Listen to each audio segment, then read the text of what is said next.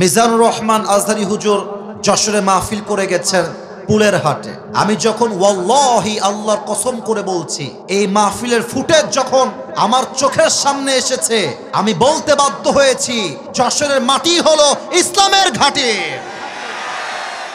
দেখেন, আমি আসিফ হুজুরের ইলম আমল কোনো কিছুই ভালো না, আমি কোনো যোগ্যতাই রাখি না এই চেয়ারে বসার। আমার স্টেজে অনেক মান্যগণ্য ব্যক্তি এমন আছেন যারা আমার চাইতে হাজার কোটি গুণ বেশি কোয়ালিফাইড, মোর কোয়ালিফাইড দ্যান মি, এটা আমি বিশ্বাস করি। তবে যেহেতু আব্বা আম্মার দোয়া আমার সাথে আছে, আল্লাহ আমি অধমকে এই সম্মানের চেয়ারে আজকে বসিয়েছেন। আমি খুব বেশি ইলম রাখি না, তবে যতটুকু বলবো from my capacity, from my level of capability, আমার যে সাধ্য আছে স্পষ্ট ভাষায় কথা বল।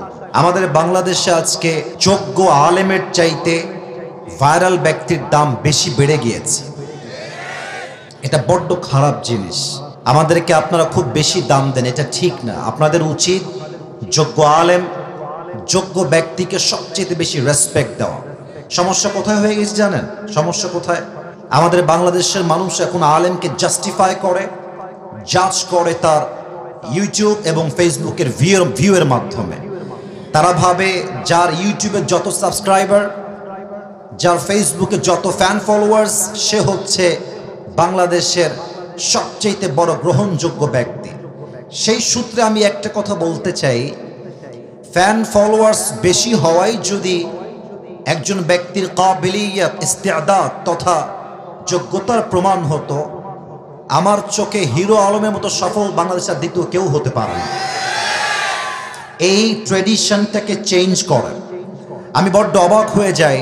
আমি যদিও অনেক বড় বড় মাহফিল আল্লাহ আমাকে করার সুযোগ দিয়েছেন, আমি অবাক হয়ে যাই মাদ্রাসার বড় বড় আলেম, শেখুল হাদিস বিভিন্ন মাদ্রাসায় দাওরায়ে হাদিসের ক্লাস নেয়, তিরমিজি শরীফ পড়ায়, আবু দাউদ পড়ায়, আমার স্টেজে চেয়ার নাই, নিচে বসে বসে ওয়াজ শুনি। মারাত্মক বেয়াদবি এটা। তাদের ছাত্র হওয়ার যোগ্য আমি। এগুলো খেয়াল রাখবেন। বড় আলেম আসলে চেয়ার দিবেন, সম্মানের জায়গায় রাখবেন, মাথায় রাখবেন যদি আপনারা আলেমদেরকে যথাযথ সম্মান দেন, তবেই আগামীর বাংলাদেশ ইসলামের বাংলাদেশ হবে। এজন্য প্রিয় ভাইয়েরা, যারা আজকের মাহফিলে অ্যাটেন্ড করেছেন, আমি বুঝতেছি আজকের শেষ দিন, আপনাদের সকলের চাহিদা, ভালোবাসা, ভরসা আমার দিকে, আমি জানি, এটা আমি বুঝি। তবে আপনারা আমার দিকে ভাইরাল ব্যক্তি, হুজুর খুবই ফেমাস, আসিফ হুজুরকে সব জায়গায় পাওয়া যায়, হুজুরকে দেখে আসবো না, এই চিন্তা করা যাবে না। আখলিস দীনাকা ইয়াকফিকা আল আমালুল কালিল, নিয়তকে ঠিক করেন। আজকে আমরা কেউ আসিফ হুজুরের চেহারা দেখার জন্য আসি নাই। আজকে আমরা এসেছি হেদায়েতের বাণী শুনে নিজের জীবনকে পরিবর্তন করতে। রাজি আছেন তো সবাই ইনশাআল্লাহ? আল্লাহ আমাদের সবাইকে সেই তৌফিক দান করুক। পরের সবাই জবান খুলে আমিন। আচ্ছা, একটা কথা জিজ্ঞেস করতে চাই, একটু আমার কনফিউশন চলছে, আপনারাই আমাকে উত্তর দিলে কনফিউশন দূর হয়ে যাবে। এটা কি খুলনার মধ্যে না যশোরের মধ্যে? যশোর। আচ্ছা, এখানে লেখা আছে তো খুলনা বিভাগের সর্ববৃহৎ তাফসিরুল কোরআন মাহফিল। খুলনাটা দেখে আমার মনে একটা ভালোবাসা জন্মায় সবসময়, কারণ আমার জন্ম কিন্তু খুলনাতে। এটা কি আপনারা জানেন? অনেকে জানেন, অনেকে জানেন না। আমি কিন্তু খুলনার ছেলে। I was born in Khulna. My father was born in Khulna and my mother also was born in Khulna. আমার 14 গোষ্ঠী খুলনার, এবং আমরা আমাদের যে নানা বাড়ি, দাদা বাড়ি, সবার বাসা খুলনায়। আমার ফুফুর বিয়ে হয়েছেও খুলনায়, আমার ফুফার বাড়িও খুলনায়, নানির বাড়িও খুলনায়, দাদির বাড়িও খুলনায়। তো আমি যখন যশোরে এবং খুলনায় মাহফিল করতে আসি, আমি তো এটা প্রাউডলি বলি যে আমি শুধুমাত্র খুলনার সন্তান নই, আমি যশোরেরও সন্তান, কারণ খুলনা বিভাগের মধ্যেই যশোরটা পড়ে। তো আজকের মাহফিলে আসতে পেরে নিজেকে বড্ড লাকি মনে করছি, খুশনসিব মনে করছি। আল্লাহ আমার জবান দিয়ে এমন কিছু কথা বলার তৌফিক দান করুক, যে কথা আপনার জন্য, যে কথা আমার জন্য, যে কথা আমার মায়ের জন্য, যে কথা আমার বোনের জন্য হেদায়েতের ওয়াসিলা হবে। বলেন সবাই আমিন। সবাই একটু আমার দিকে তাকাবেন। Look at my right hand, আমার ডান হাতটা সবাই দেখবেন। বলেন তো এই কিতাবটার নাম কি? এটা যশোরের সাউন্ড হয় না, সো সরি। যশোরে কিন্তু আমি আজকে বিকালেও মাহফিল করেছি, একদম বিকালে। ঠিক এরকমই মানুষ ছিল মাশাআল্লাহ। আমি একটা কথা বলতে চাই, যশোরের সন্তান আমরা কাপুরুষের সন্তান নই, আমরা সবাই বীর পুরুষের সন্তান। আওয়াজ দিবেন সিংহের মতো গর্জন দিয়ে। আপনারা কি ভয়টাই পান নাকি? আবার আসতে বললেন, ভয়টাই পান নাকি আপনারা কেউ? আমরা আগে তাফসির মাহফিল করতাম, আলোচক কোরআন থেকে তাফসির পেশ করছেন, হঠাৎ করে কোনো একটা পাতি নেতা এসে ঠাস করে, তো ঠিক না। কোনো বাপের বেটা যদি আজকে থাকেন এই মাহফিলে, আসেন, ওয়েলকাম, আসেন আসেন আসেন আসেন আসেন আসেন। আপনার পিঠের চামড়া একটাও থাকবে না যশোরের ভাড়া আমার, কোনো ভয় নাই। আমার হাতের দিকে তাকিয়ে বলেন কিতাবটার নাম আল কোরআন। ভূমিকায় কিছু গভীর কথা বলার চেষ্টা করছি, মেহেরবানি করে মনোযোগটা ডানে বামে নয়, সোজা কনসেন্ট্রেট অন দিস লেকচার, পরিপূর্ণ মনোযোগ দিয়ে শুনবেন। কিছু প্রশ্ন করছি, উত্তর দিবেন। বলেন তো সবাই, দুনিয়াতে আসার পূর্বে আমাদের সকলের রূহ বা আমরা সবাই জাহান্নামে ছিলাম না জান্নাতে ছিলাম? ডানে তোমরা কথা বলছো না, আমি কিন্তু সব খেয়াল করি, আমি কিন্তু নতুন না মাহফিলে, ঠিক আছে? তোমরা নতুন নতুন, আমি বুঝতেছি, কথা বলতে হবে। আবার বলবো, সবাইকে প্রশ্ন উত্তর দিবেন বাঘের মতো, সিংহের মতো গর্জন দিয়ে। মুসলমানদের আসল বাসা জাহান্নামে ছিল না জান্নাতে ছিল? জান্নাতে, in the paradise, it was in the paradise, এটা জান্নাতে ছিল। সেকেন্ড প্রশ্ন সবার জন্য, আমাদের আদি পিতা, প্রথম পুরুষ, যিনি দুনিয়ায় প্রথম এসেছেন অ্যাজ এ প্রফেট, নবী হিসেবে, আমাদের প্রথম নবী, প্রথম পুরুষ, তার নাম কি বলেন সবাই? ডানে কিন্তু আবার উত্তর আসে নাই, আবার বলেন সবাই, নাম কি? কথা বলতে হবে আমার সাথে। আদম আলাইহিস সালাতু ওয়াস সালাম। আপনারা সবাই জানেন যে আদম আলাইহিস সালাতু ওয়াস সালাম একটা নিষিদ্ধ গাছ থেকে ফল খেয়েছিলেন, এজন্য আল্লাহ তাআলা তাকে দুনিয়াতে পাঠিয়েছিলেন। তো উনি যখন নিষিদ্ধ গাছ থেকে ফল খেলেন, উনি চাইলে নিজের ভুলকে ঢাকার জন্য একটা আর্গুমেন্ট করতে পারতেন, আল্লাহকে বলতে পারতেন যে আল্লাহ এই এক্সকিউজ, আল্লাহ এই ভুল সেই বাহানা ওই বাহানা। He didn't make any excuse, তিনি কোনো বাহানাই তৈরি করেন না, উনি সোজা বলছেন, রব্বানা যালামনা আনফুসানা ওয়া ইল্লাম তাগফির লানা ওয়া তারহামনা লানাকুনান্না মিনাল খাসিরিন। ও আল্লাহ, I have made a mistake, আল্লাহ আমার ভুল হয়ে গেছে, তুমি যদি আমাকে ক্ষমা না করো আর দয়া না করো, মায়া না করো, আমি তো ক্ষতিগ্রস্তের শামিল হয়ে যাব।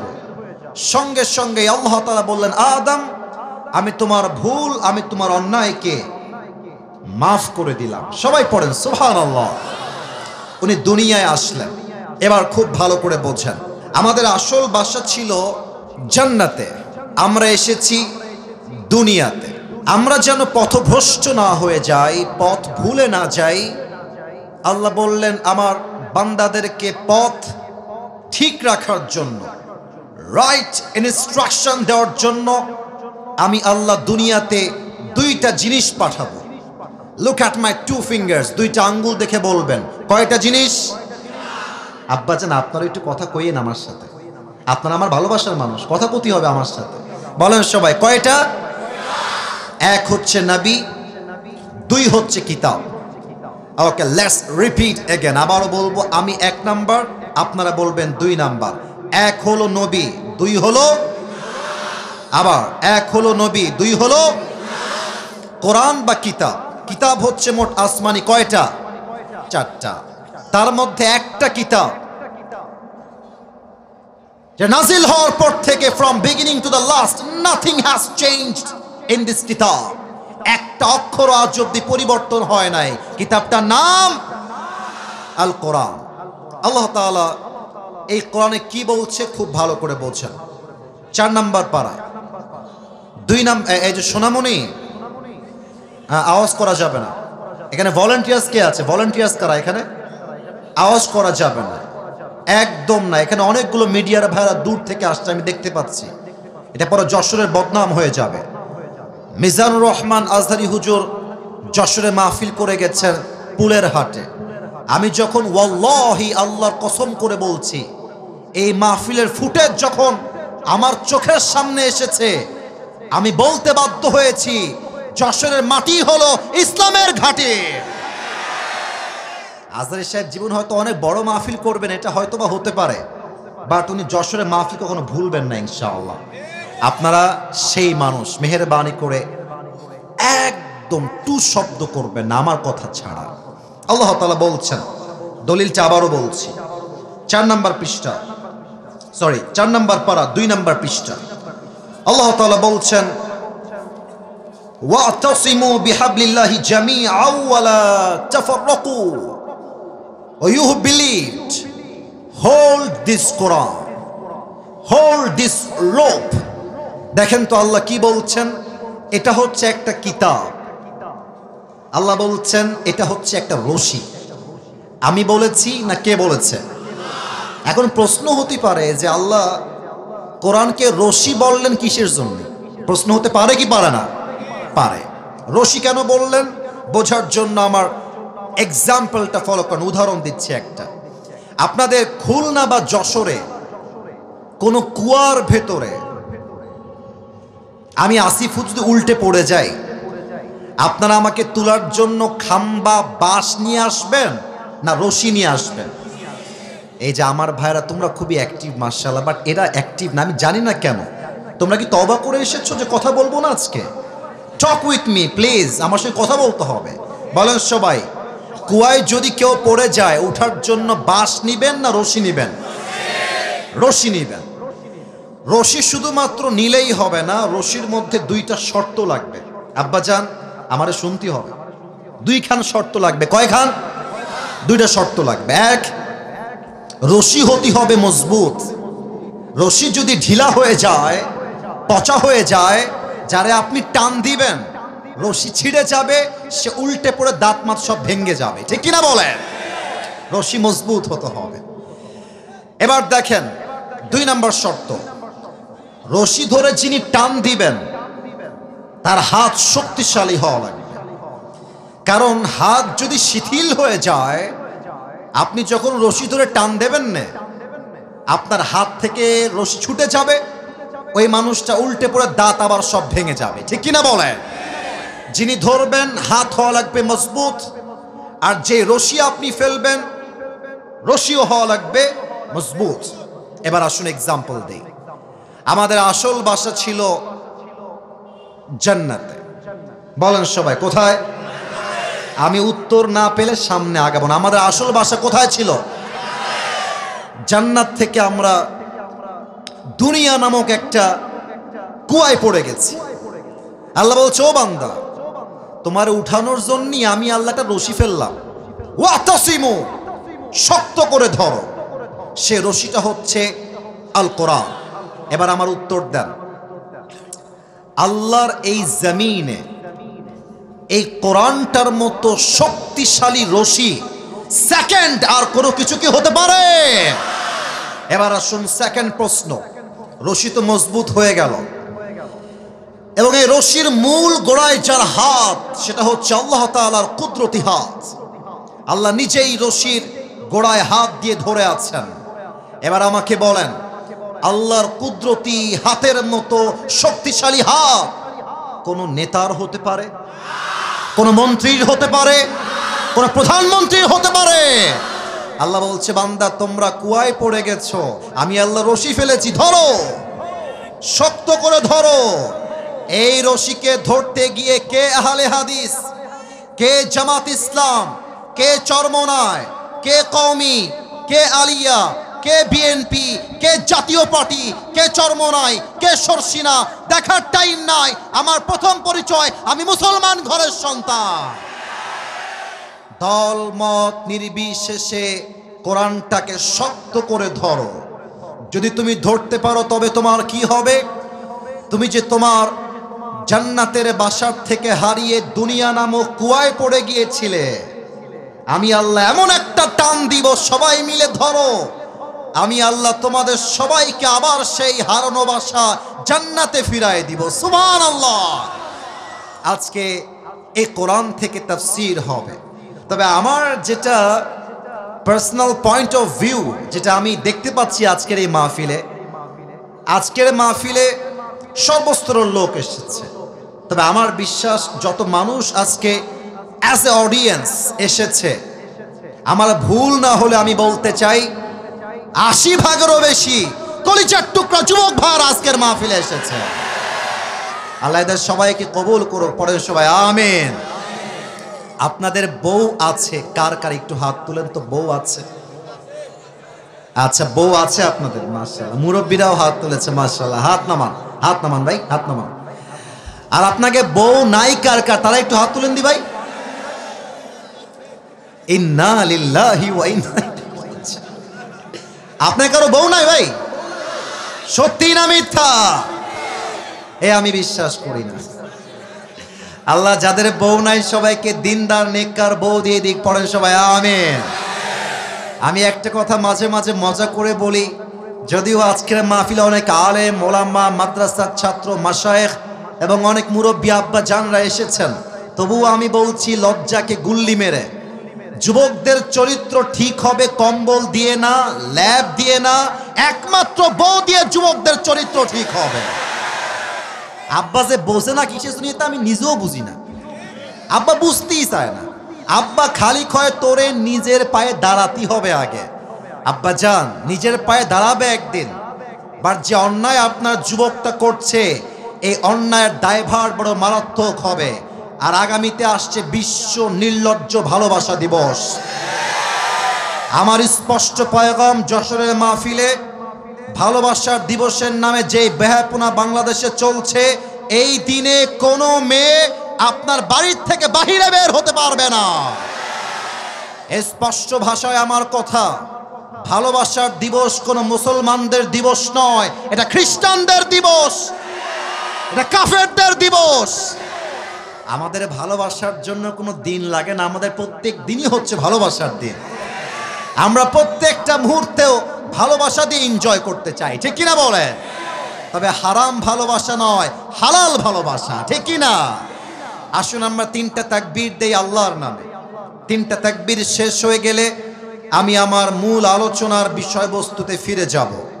প্রথম তাকবীর দিবেন আমার প্রিয় আব্বাজান যারা এসেছেন এবং বিবাহিত যারা এসেছেন তারা। তবে বিবাহিত ভাইদেরকে বলবো তাকবীর দেওয়ার আগে গলাটা একটু খাকায় ঠিক করে নিতে হবে ভাই। সবাই একখান কাশি দেন দে দেখি। বিবাহিত ভাইয়ারা তাকবীর দিবেন, সিঙ্গেলরা চুপ থাকবেন। বিবাহিত ভাইয়ারা, দেখা যাক আজকে কারা জিতে, কাদের গায়ের জোর কত বেশি। I would like to test everyone. সবাইকে আমি পরীক্ষা করে দেখতে চাই। প্রথম তাকবীর দিবেন বিবাহিত ভাইয়ারা, সিঙ্গেলরা চুপ থাকবা। বিবাহিত ভাইয়ারা আমার সঙ্গে তাকবীর দিবেন। নারে তাকবীর। বিবাহিত ভাইয়ারা তাকবীর দিয়েছে, মাশাআল্লাহ। হ্যাঁ, বসুন বসুন বসুন। বিবাহিত ভাইয়ারা এবার তাকবীর দিলেন, খুব ভালো হয়েছে, অনেক ভালো হয়েছে, মাশাআল্লাহ। এবার সিঙ্গেলদের পালা। সিঙ্গেলরা একটু জবান খুলে কাশি দাও। আল্লাহ জানে কারা জিতে আজকের এই মাহফিলে। দেখা যাক। মুরব্বী এবং বিবাহিত ভাইয়েরা চুপচাপ থাকবেন। এই মুহূর্তে আমার কলিজার টুকরা সিঙ্গেল ভাইয়েরা তাকবীর দিবেন। সিঙ্গেল ভাইয়েরা তাকবীর দাও। নারে তাকবীর। বিবাহিত ভাইয়েরা আমাকে মাফ করে দিয়ে, আই এম সো সরি। আজকে আমার সিঙ্গেল ভাইরাই জিতেছে, তারা পাস করেছে, ঠিক কিনা বলে? এই ওদেরকে এভাবে ধমক দিও না, ওরা আমার কলিজার টুকরা। এই যে সাদা পাঞ্জাবি, দরকার নাই, দরকার নাই, যান যান, দরকার নাই। ওরা আমার ভালোবাসা, ওদের কষ্ট দেওয়া যাবে না। থাক থাক, ওরা ওখানেই থাক। তোমরা আওয়াজ করবো না, তাহলেই হবে। আমি তোমাদের সাথে আছি। যুবকদেরকে কেউ না বুঝলেও আমি আসিফ হুজুর কিন্তু বুঝি যুবক ভাই।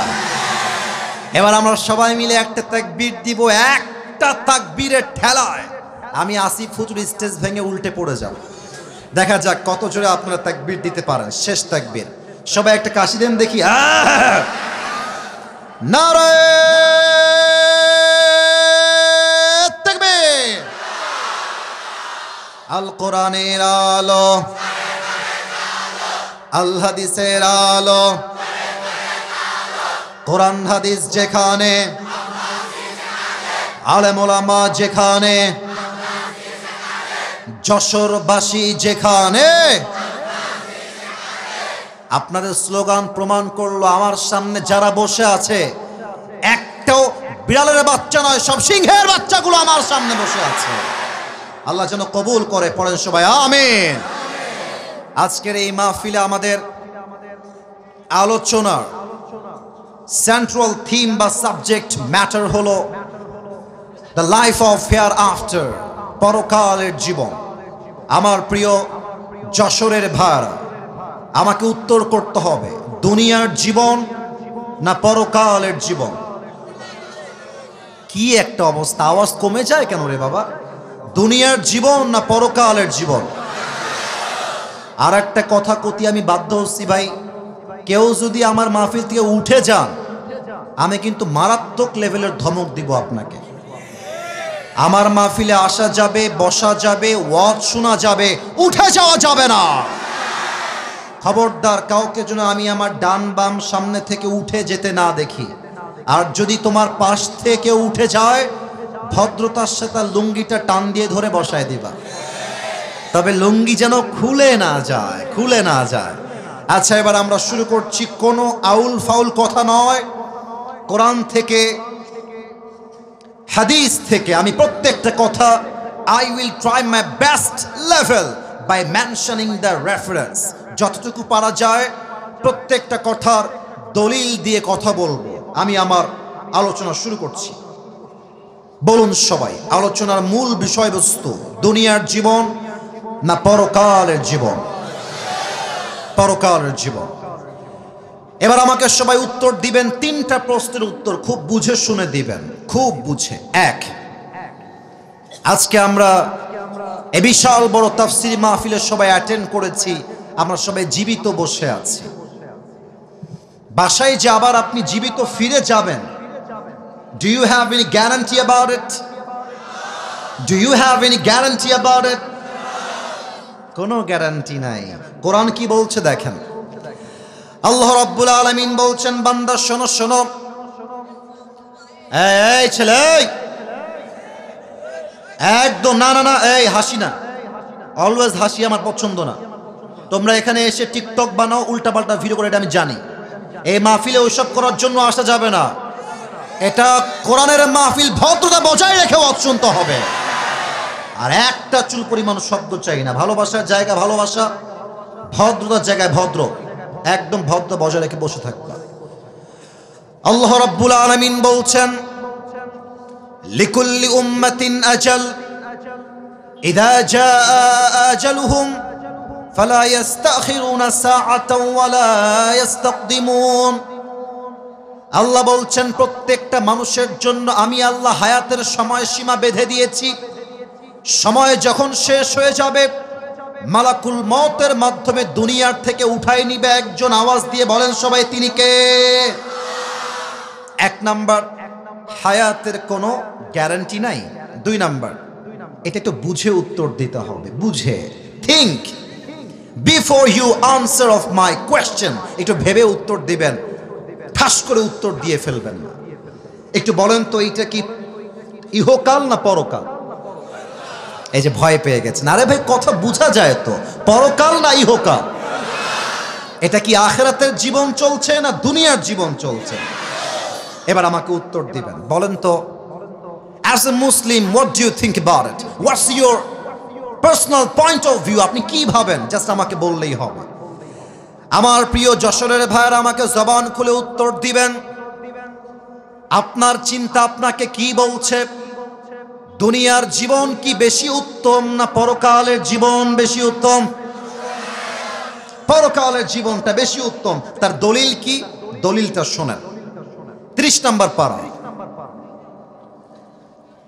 সূরাতুদ দুহা ঠিক 4 নম্বর আয়াত আল্লাহ তাআলা বলছেন ওয়ালাল আখিরাতু খায়রুল লাকা মিনাল উলা। ও আমার বান্দা শোনো শোনো, দুনিয়ার চাকচিক্য দেখে পাগল হয়ে যেও না, মাতাল হয়ে যেও না, হতাশ হয়ে যেও না। মাথায় রাখবা দুনিয়ার জীবনটা উত্তম জীবন নয়, বরং দুনিয়ার চাইতে আখিরাতের জীবনকে বেশি উত্তম করেছে একজন, তিনি কে? The life of hereafter is much more better than this worldly life. আল্লাহ তাআলা বলছেন দুনিয়ার জীবনটাকে আমি আল্লাহ তাআলা বেটার লাইফ বানাই নাই, এটা উত্তম জীবন নয়, বরং দুনিয়ার চাইতে আখিরাতের জীবনটাকে আমি আল্লাহ তাআলা 1000 গুণ বেশি উত্তম করে বানিয়েছি। কোন সবাই সুবহানাল্লাহ। এবার সবাই আমাকে একবার দেখেন, আমাকে দেখার জন্য দেখতে বলছি না, একটা প্রশ্ন করব তাই দেখতে বলছি। আচ্ছা, আপনারা তো আমাকে মনে হয় মানে ফেসবুক ইউটিউবে তো আগে দেখেছেন নাকি? মানে আমার চেহারা আপনারা আগের থেকে চিনেন। কথা কি ভুল বললাম না ঠিক বললাম? আচ্ছা, হয়তোবা আপনারা ফেসবুকে দেখেছেন, বাট আমাকে হয়তোবা সরাসরি আজকে অনেকেই প্রথমবার দেখলেন। আমাকে একটু বলবেন আমার দিকে তাকিয়ে, আমার দাড়ি, আমার হাইট, আমার চেহারা দেখে, এটা হাসির কোনো প্রশ্ন না, এটা কোরআনের সঙ্গে রিলেটেড। আমি একটা আয়াত বলবো, তার জন্য এই পয়েন্টটা টেনে নিয়ে আসলাম। আমাকে দেখে আনুমানিক আপনাদের কত বয়স মনে হচ্ছে? আনুমানিক একটা বলেন তো, আনুমানিক 25-26। আর কোনো মতামত আছে? 28। আচ্ছা, মতামত অনেকটাই 18 কে কয় রে বেটা? আচ্ছা, এখানে কোনো মুরব্বী আব্বাজান বামে অথবা সামনে এমন কেউ কি আছেন যার বয়স 50+, 50-এর বেশি? কার বয়স 50+? একটু ডান হাত তুলবেন আব্বাজান, বেয়াদবি নিবেন না। আব্বাজান 1 2 3, মাশাআল্লাহ, দেয়ার আর লট অফ পিপল, মাশাআল্লাহ। হাত নামান, হাত নামান। এবার আমাকে উত্তর দেন, এটা আমি কোরআন থেকে রেফারেন্স দিব এই মুহূর্তে, বুঝে উত্তর দেন। দুনিয়ার জীবনটা কি বেশি লম্বা না আখিরাতের জীবন বেশি লম্বা? তোমরা বামের ভাইরা আমার কলিজা, তোমরা, ওরা আমার সঙ্গে কথা বলছে না, আমি জানি না কেন কথা বলছো না। তোমরা তোমাদের শত্রু না, হয়তোবা আমি তোমাদের কাছে অনেক ঘৃণার পাত্র হতে পারি, তুমি হয়তো আমার হেটার্স হতে পারো, বাট কথা বলো, কথা বলো। দুনিয়ার জীবনটা বেশি লম্বা না আখিরাতের জীবন বেশি লম্বা? কোরআনে আল্লাহ তাআলা বলছেন 4 নম্বর পৃষ্ঠা 30 নম্বর পারার সূরাতুন নাজিআতের সর্বশেষ 46 নম্বর আয়াত। আল্লাহ কি বলছে ভালো করে বোঝার চেষ্টা করবেন আমার প্রিয় যশোরের ভাইরা। আল্লাহ রাব্বুল আলামিন বলছেন কান্নাহুম ইয়াওমা ইয়ারাউনাহা লাম ইয়ালবাথু ইল্লা আশিয়াতান আও দুহাহা। আল্লাহ বলছে বান্দা শোনো শোনো, পরকালের জীবনটা কত বিশাল লম্বা হবে আমার থেকে শুনে নাও। 80 বছরের মুরব্বী আব্বাজান যেই দিন ইন্তেকাল করবেন, 100 বছর যে মুরব্বীর বয়স, এই মুরব্বী যেই দিন ইন্তেকাল করে দুনিয়ার থেকে বিদায় নিবে, যখন তার পরকালের জীবনটা শুরু হবে, মুরব্বী দেখবে পরকালের জীবনটা huge long, it's very long. এত লম্বা সময় পরকালের জীবনটা হবে, সে ডাক দিয়ে বলবে আল্লাহ, আমার কাছে মনে হচ্ছে আমার দুনিয়ার 80 বছরের জীবন, 100 বছরের জীবন আখিরাতের কাছে it is just like on morning or on evening. পুরো 100 বছরের জীবনটা পরকালে যাওয়ার পরে একটা সকাল কিংবা সন্ধ্যার মতো মনে হবে। আল্লাহু আকবার! How much long time it is, could you imagine that? কতটা লম্বা সময় হবে পরকালের জীবন। এটাই হচ্ছে আজকে আমাদের আলোচনার মূল বিষয়বস্তু। কমিটিকে ধন্যবাদ জানাই। যশোরে আমি প্রায় 4 বছর যাবত মাহফিল করেছি, বাট এতটা দায়িত্বশীল কমিটি আমি আমার লাইফে সেকেন্ড টাইম দেখার সুযোগ হবে কিনা জানি না, বাট আগে কখনো দেখি নাই।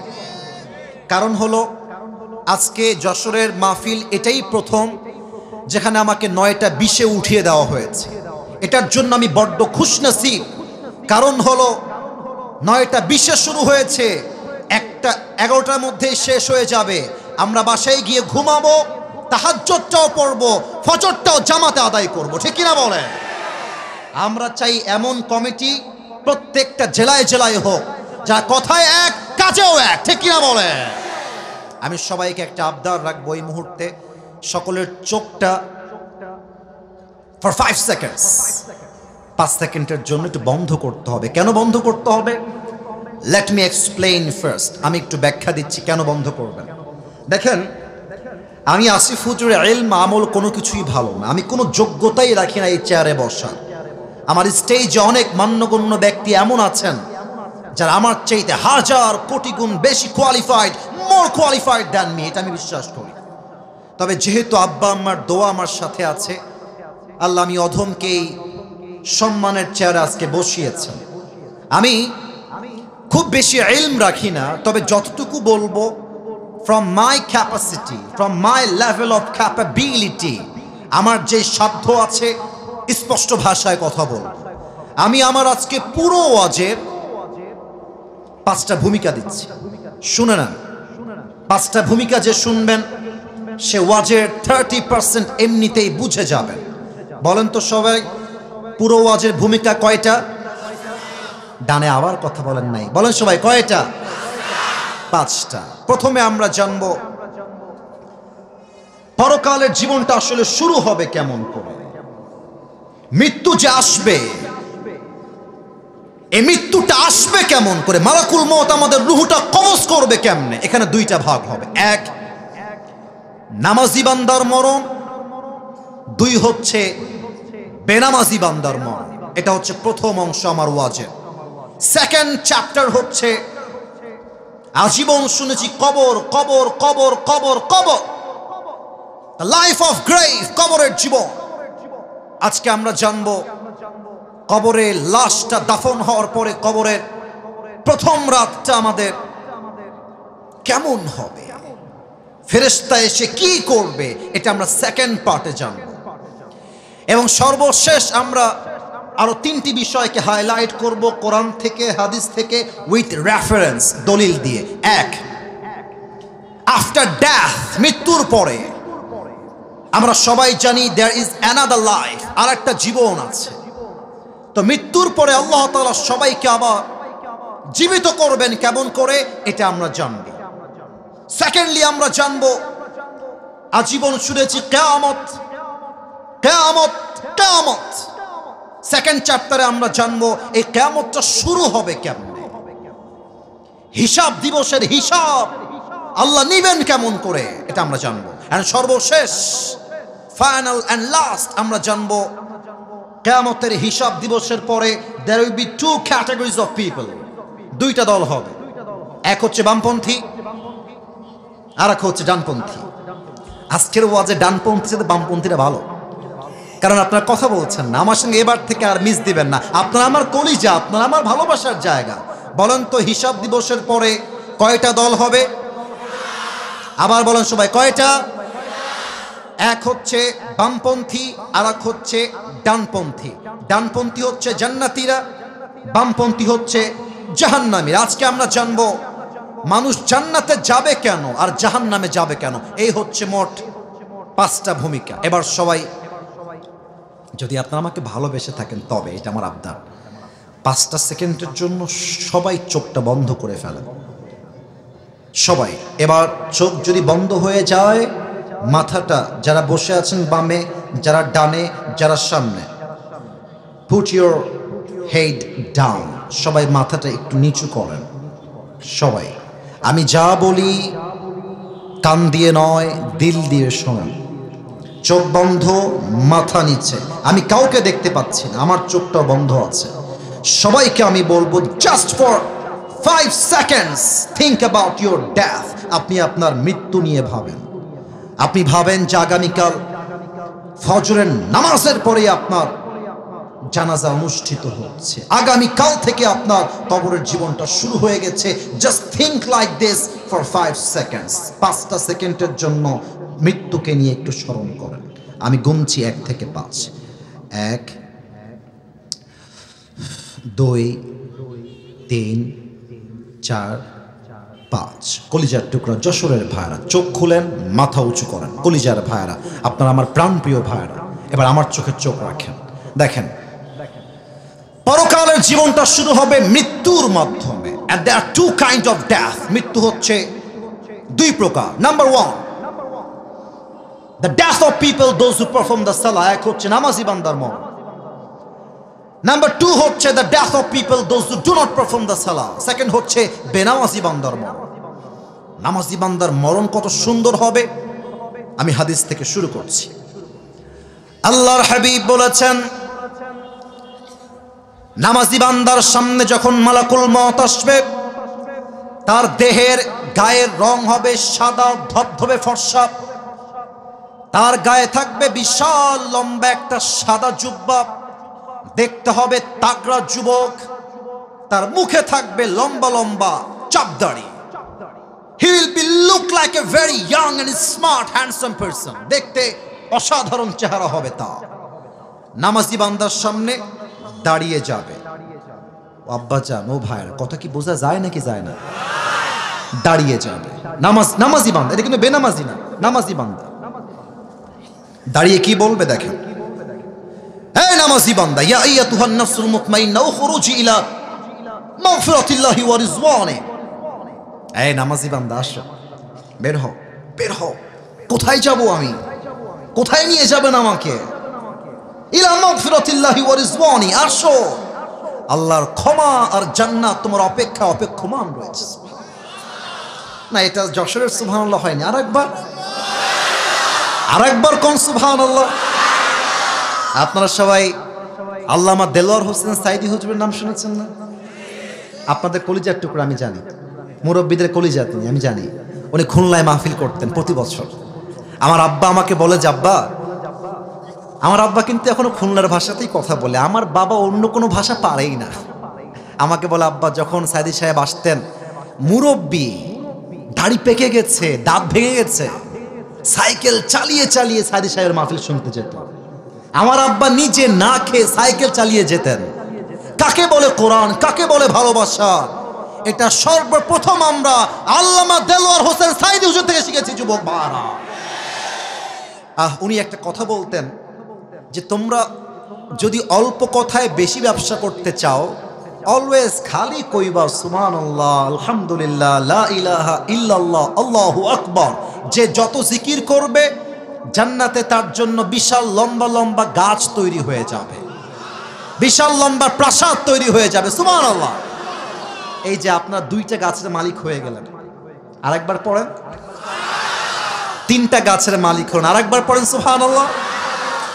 ইলা মাগফিরাতিল্লাহি ওয়া রিজওয়ানি, আসো, আল্লাহর জান্নাতের দিকে আসো, রূহটা বের হবে। আচ্ছা, আরেকটা হাদিস বলতে ভুলে গেছি। আমার হাতে এটা কি? জোরে ক্ষতি হবে, এটার নাম কি? টিস্যু। একটু দেখেন তো, এইটা ডানের ভাইয়ারা, বামের ভাইয়ারা, আমার আব্বা চানরা, এটা কি গোল না চারকোনা? চারকোনা। আল্লাহর হাবিব বলেছেন, নামাজি বান্দার রূহকে কবজ করবার জন্য আল্লাহ তাআলা, সে কি সম্মান রে ভাই, নামাজি বান্দার রূহকে কবজ করবার জন্য আল্লাহ তাআলা কাফাম মিন নাকফানিল জান্নাহ ওয়া হানুত মিন হানুতিল জান্নাহ, জান্নাত থেকে একটা লাল রেশমি রুমালের চাদর নামাজি বান্দার রূহকে কবজ করে নিয়ে আসার জন্য জান্নাত থেকে আল্লাহ হাদিয়া হিসেবে পাঠিয়ে দিবে। এটা হচ্ছে নামাজি বান্দার মরণ। বেনামাজি মৃত্যু বড্ড ভয়ঙ্কর, বড্ড ভয়ঙ্কর। মানে এই হাদিসগুলো আমি যখন বলি, তো এ দেখেন আমার গুজবাম হয়, we call it in English goosebump, আমার লোমগুলো দাঁড়িয়ে যায়, আর আমার অটোমেটিক নিজের ভেতরে আত্মাগুলো থরথর করে কাঁপে হাদিসগুলো শুনলে।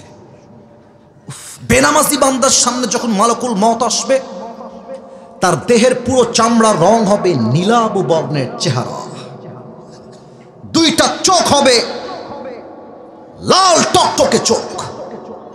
হাদিসে আসছে, মালাকুল মউতের পা থাকবে জমিনে, হেড তথা মাথা থাকবে বিশাল লম্বা আকাশ বরাবর। বেনামাজি বান্দা যখন মালাকুল মউতের চেহারা প্রথমবার দেখবে, মালাকুল মউতের ভয়ঙ্কর চেহারা দেখার সঙ্গে সঙ্গে তার দেহের মধ্যে একটা কম্পন তৈরি হয়ে যাবে, থর থর থর থর থর থর করে কাঁপবে। আর মালাকুল মউত বেনামাজি যুবক, বেনামাজি মুরব্বী, বেনামাজি যুবক, তার দিকে তাকিয়ে একটা ধমক দিবে। হাদিসে সে ধমকটাও আসছে, ইয়া আইয়াতুহান নাফসুল খাবিথা উখরুজি ইলা গাযাবিল্লাহ, এই বেনামাজি বের হয়ে আয়, আল্লাহর গজবের দিকে, জাহান্নামের দিকে বের হয়ে আয়। একটা ধমক খেয়ে বেনামাজি বান্দার রূহটা ভেতর থেকে চিড়ে ফেরে ডান দিকে বের হয়ে যাবে। একবার ডান দিকে দৌড় দিবে, আরেকবার বাম দিকে দৌড় দিবে, আরেকবার মালাকুল মউতকে দেখে পেছনের দিকে দৌড়ে পালিয়ে যাবে। যশোরের ভাইরা, আমার বাম হাত দেখেন, look at my left hand, বাম হাত দেখেন। আমি হাদিসটা আপনাকে প্র্যাকটিক্যালি বোঝাচ্ছি, সেই দৃশ্যটা কেমন হবে সেই দিন বেনামাজির জন্য। মালাকুল মউত যখন দেখবে রূহটা আমার হাতে আসছে না, একবার বামে যায়, একবার ডানে যায়, একবার ব্যাক সাইডে পালিয়ে যায়, ঠিক সেই মুহূর্তে মালাকুল মউত তার বাম হাতটা জাস্ট লাইক দিস পজিশন বাম দিকে নিবে, আর পেছন থেকে মালাকুল মউত তার সমস্ত শক্তিকে এক করে বেনামাজি রূহের দিকে একটা থাবা দেবে। আর যখন রূহটা তার বুক থেকে এমনি টেনে হিচড়ে বের করবে, হাদিসে আসছে একটা জীবিত ছাগলকে যাবেহ না করে তার চামড়া যদি কেউ ব্লেড দিয়ে এমনি টেনে হিচড়ে ছিঁড়ে ফেলে, ওই ছাগলটার যে পরিমাণ কষ্ট হয় তার চাইতে কমসে কম 70 গুণ বেশি কষ্ট দিয়ে বেনামাজির রূহকে কবজ করা হবে। বলেন সবাই নাউজুবিল্লাহ।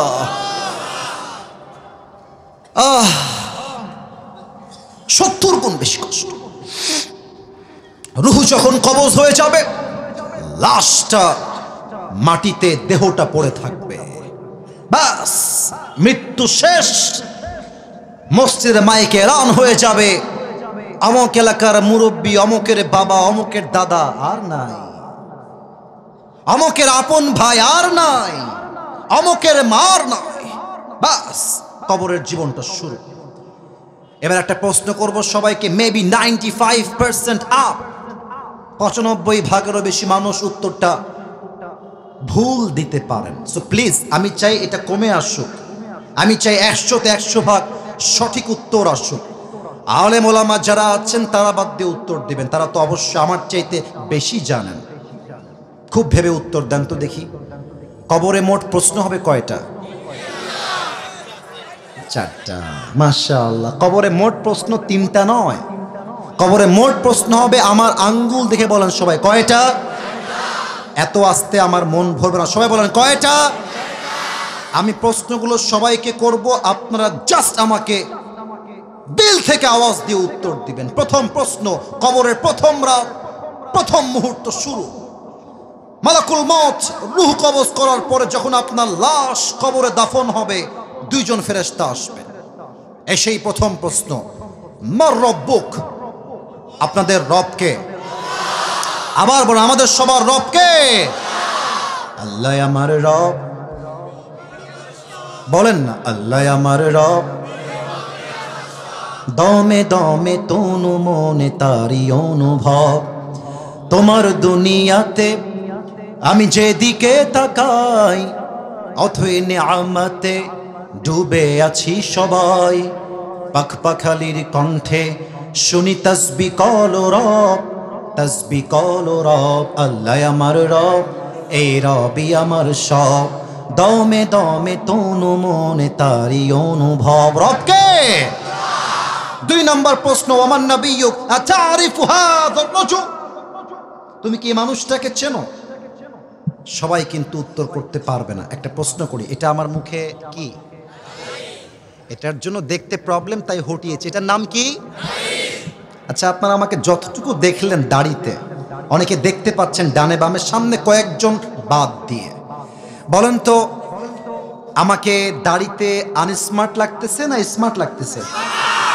ওরে ভাই, কতই হবে, আনস্মার্ট না স্মার্ট? অনেক মায়েরা এসেছেন আমি দেখলাম, বোনেরাও আসছেন। আই এম সো সরি, আমি শুনলাম যে অনেক বেশি আসছে। অনেক মেয়ে দেখবেন যে দাড়ি দেখলে একটু চুলকায়, একটু চুলকায়, বলে যে আমার দাড়িগুলো পছন্দ হয়। আজীব একটা অবস্থা, আমি অবাক হয়ে যাই। আমার আব্বাজান, আপনার রাগ করবেন না আমার কথায় আব্বাজান, এটা যুবকদেরকে বলতে হবে, এটা আমি বলতে বাধ্য হচ্ছি। অনেক মেয়েদের দেখবা দাড়িওয়ালা দিনদার পছন্দ হয় না, তাদের গাঞ্জাখোর খুব বেশি পছন্দ হয়। এরকম মেয়ে বাংলাদেশে বলুন তো সবাই আছে না নাই? তো তোমারে যদি কেউ কয় যে আপনারে আমার দাড়ির জন্য ভালো লাগতেছে না, তুমি কবা আপু একটু সাইডে আসতে হবে, 1 মিনিট কথা কব আপনার সাথে, 1 মিনিট কথা কব আপনার সাথে, একটু সাইডে আসেন। তো আপু যখন বলবে ভাই কি করবেন কম দি, আপনি বলবেন যে যেহেতু আপনার দাড়িওয়ালা পছন্দ হচ্ছে না, আমার মনে করছে কি জানেন, আপনার মতো মেয়ের জন্য বিটিএস এর হিজড়া ছাড়া পারফেক্ট কোনো অপশন আমার কাছে না। স্পষ্ট কথা, যে আমার দাড়ির জন্য আমাকে বিয়ে করতে চায় না, সে আমার বাড়ির বউ হওয়ার কোনো যোগ্যতাই রাখে না। যশোরের ভাই, এবার বলেন তো আমার নবীর মুখে লম্বা লম্বা চাপ দাড়ি ছিল কি ছিল না? নবীর মতো সুন্দর এই তল্লাটে দ্বিতীয় আর কেউ কি হতে পারে? চাঁদের চেয়ে সুন্দর তুমি, নবী আমার কমলি হিওয়ালা, দো জাহানের বাদশাহ তুমি, প্যারা নবী সাল্লে আলা, দো জাহানের বাদশাহ তুমি, প্যারা নবী সাল্লে আলা, চাঁদের চেয়ে সুন্দর তুমি, নবী আমার কমলি হিওয়ালা। সুবহানাল্লাহ পড়েন। তো আমরা একটা কথা বলতে চাই এই মুহূর্তে উচ্চ কণ্ঠে, আমাদের দাবি এটা, এবং এই দাবিটা আমি পেশ করছি মিডিয়ার মাধ্যমে আমাদের বাংলাদেশের প্রধান উপদেষ্টা ডক্টর ইউনূস সাহেবের কাছে। আমরা আপনাকে ভালোবাসি, আমরা চাই যতদিন আপনি আছেন দেশটা আপনি চালান, তবে আপনি থাকা অবস্থায় সংসদে একটা আইন বাধ্যতামূলক পাশ করতে হবে। 90% মুসলমানের দেশে যদি কোনো নাস্তিক, কোনো ব্লগার আমার নবীর শানে একটা কটূক্তি করে, সংবিধানে আইন পাশ করতে হবে, নবীর বিরুদ্ধে যারাই বেয়াদবি করবে বাইতুল মুকাররমের সামনে ফাঁসির কাস্টে ঝুলিয়ে হত্যার রায় পাশ করতে হবে। 2 হাত তুলে বলেছে কিনা?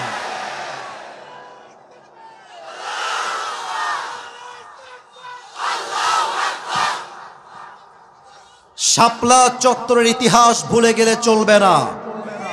স্বৈরাচারী হাসিনা হাজার হাজার আলেমদের তাজা রক্ত ধরেছে শাপলা চত্বরের মাটিতে। আমরা সেই ইতিহাস ভুলে যাই নাই, আমরা শহীদ আবু সাঈদকে ভুলে যাই নাই, আমরা শহীদ মুগ্ধকে ভুলে যাই নাই। যদি আগামীতে আমার এই বাংলার মাতৃভূমি দখল করবার জন্য ভারত থেকে কোনো পায়তারা করা হয়, সেই পায়তারাকে আমরা ভেঙে গুড়িয়ে দিব। কিছু সাংবাদিক আছে, বাংলাদেশ আর থাকবে না। চিনতে পারছো তোমরা সবাই?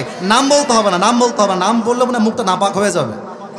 এই বেটাকে দেখলে আমার হকার তো সম্মান হয়ে যায়, একে দেখলে মনে হয় ঢাকার গুলিস্তানে আন্ডার প্যান্ট জাইঙ্গা বিক্রি করলে বেশি মানাবে যুবক ভাই।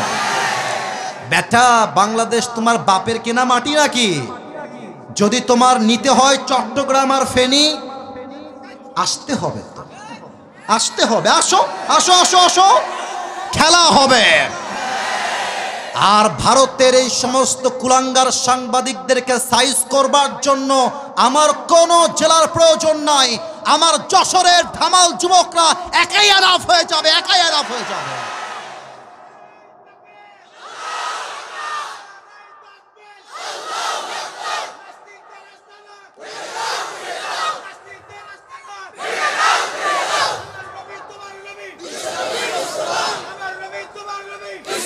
আল্লাহ স্লোগানকে কবুল করুক, আল্লাহ স্লোগানকে কবুল করুক। পড়েন সবাই আমিন। তো শুধুমাত্র আপনাকে বলবে ওয়ামান নাবিয়্যুকা তারিফু হাযার রাজুল, আর আপনি বলবেন হুজুর উত্তর তো আমার মুখস্থ, হাযা নাবিয়্যুনা মুহাম্মাদুর রাসূলুল্লাহ সাল্লাল্লাহু আলাইহি ওয়াসাল্লাম। ভুল কথা।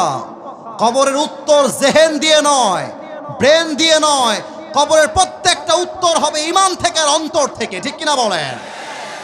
3 নাম্বার প্রশ্ন হবে ওয়ামা দীনু, গৌরব করে বলবেন সবাই আমাদের ধর্মের নাম কি? আরেকবার কোন সবাই ধর্মের নাম কি? ফেরেশতা বলবে কিরে এতগুলো প্রশ্ন করলাম একটাও আটকায় না, ব্যাপার কি? আরে জানলো কেমনে?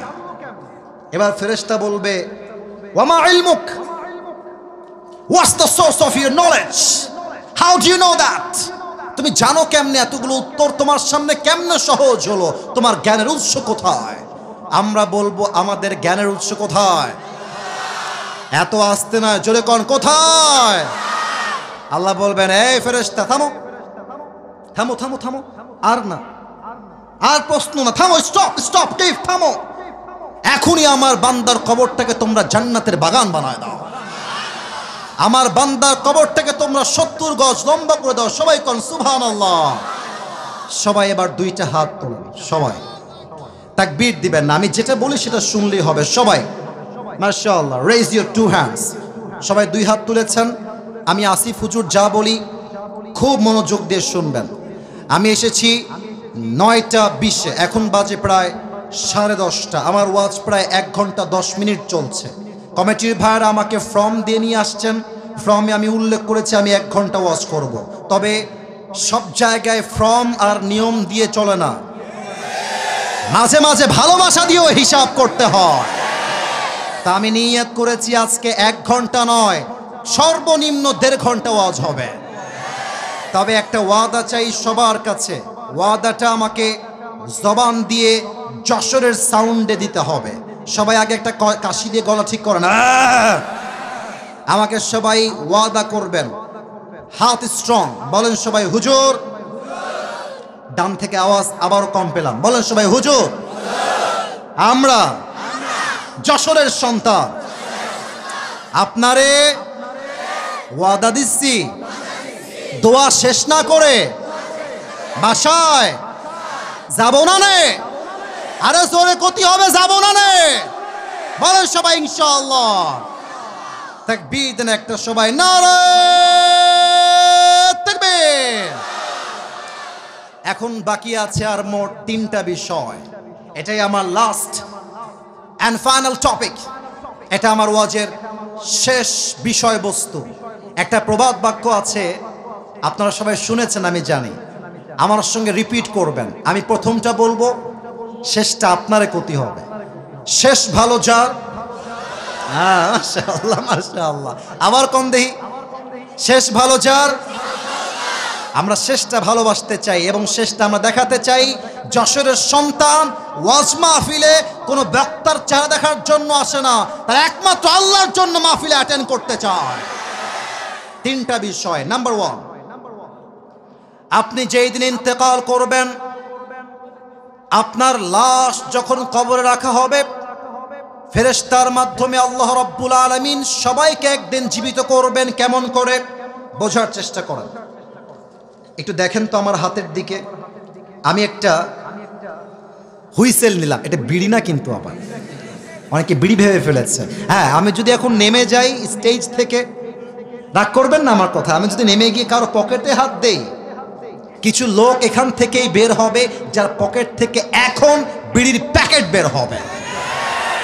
মাহফিল শেষ করে যাওয়ার সময় টানতে টানতে বাসায় যাবে, ঠিক কিনা বলে? আচ্ছা, এটা কোনো বিড়ি না, এটা হচ্ছে একটা ট্রাম্পিট, হুইসেল, বাঁশি।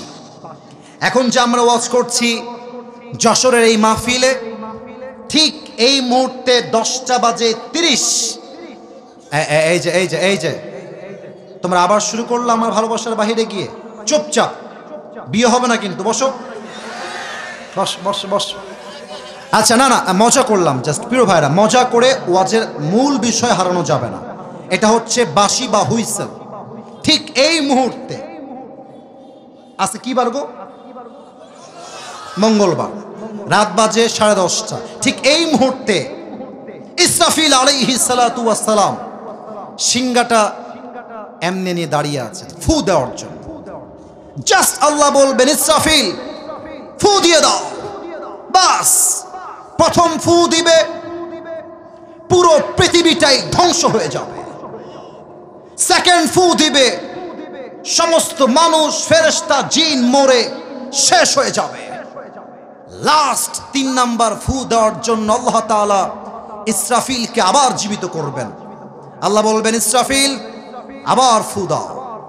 3 নাম্বার ফু যখন দেওয়া হবে, খুলনার কবরস্থানে যাকে দাফন করা হয়েছিল, যশোরের কবরস্থানে যাকে দাফন করা হয়েছিল, প্রত্যেকটা লাশ তার রূহকে ফিরে পাবে এবং সবাইকে পরকালের জীবনে আবার জীবিত করবে একজন। আওয়াজ দিয়ে বলেন সবাই, তিনি কে? Number 1, If you believe in life of hereafter, then you must have to believe in on the day of resurrection. যে পরকালে বিশ্বাস রাখে, সেটা মনে প্রাণে বিশ্বাস করে আমার মৃত্যুর পরে আমাকে আবার জীবিত করবে একজন, তিনি কে? কাফেররা কিন্তু এটা বিশ্বাস করে না। কাফেররা কি বলে দেখেন? আচ্ছা, আপনারা যেখানে বসে আছেন এটা কি ইট না মাটি? মাশাআল্লাহ, উত্তরটা খুব ভালো পেয়েছি। ইট না মাটি? কাফেররা বলে, আস্তাগফিরুল্লাহ, আগেই বলেন সবাই নাউজুবিল্লাহ। কাফেররা বলে, এই মুহাম্মদ, আস্তাগফিরুল্লাহ, নাউজুবিল্লাহ, এই মুহাম্মদ, তোর রব যে বলে আবার আমাদেরকে জীবিত করবে, আমার বাপ তো এই মাটির নিচে দাফন হয়ে আছে, জীবিত হয় না কেন, ফিরে আসে না কেন? যদি পরকাল সত্য হয় তাহলে আমার বাপ ফিরে আসে না কেন? কেমনে সম্ভব যে আল্লাহ আবার আমাদেরকে জীবিত করবেন আমার এক পরকালের জীবনে? আল্লাহ জবাব দিচ্ছেন। আল্লাহ বলছে, বান্দা শোনো, আনতুম আশাদ্দু খালকান আমিস সামাউ বানাহা, এইটা আমার উপরে সামিয়ানা, এর বিশাল উপরে ওইটার নাম কি? বলেন সবাই, নাম কি? আমার তো মনে হয় যে কয়টা হবে এখানে, আনুমানিক কমপক্ষে 40টা বাঁশ আছে এই সামিয়ানা ধরে রাখার জন্য, অ্যাটলিস্ট 40টা বাঁশ আছে। আচ্ছা, এবার বলেন তো,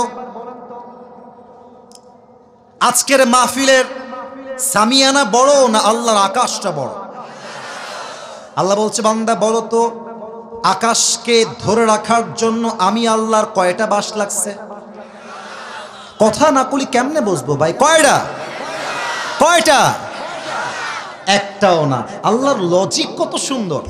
আচ্ছা ভাবেন যে আমি আসিফ হুজুরের দুবাই এবং সিঙ্গাপুরে 12টা ফ্ল্যাট আছে। আরে নাই, কিন্তু এমনি বলছি, দুবাইয়ে এবং সিঙ্গাপুরে 12টা ফ্ল্যাট আছে। আর যশোরের আইটি পার্ক হোটেল অ্যান্ড রিসোর্টের পাশে আমার একটা বিশাল বড় ফ্ল্যাট আছে, বিল্ডিং আছে, এবং আমার কাছে আছে রোলস রয়েলস, আমার কাছে আছে BMW, আরে বেটা নাই রে, আমার কাছে আছে মার্সিডিজ।